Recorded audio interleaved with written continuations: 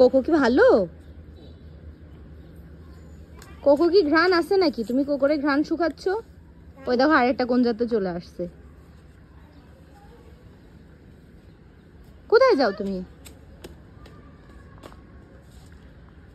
রুফাইদা কি মেকআপ করে দিচ্ছ? এটা নামি রুফাইদা না। তা কি তুমি রাইদা?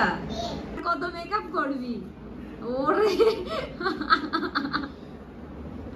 আর ও মেকআপ সহ্য করতেছে।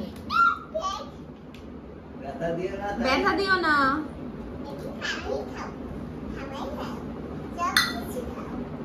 আর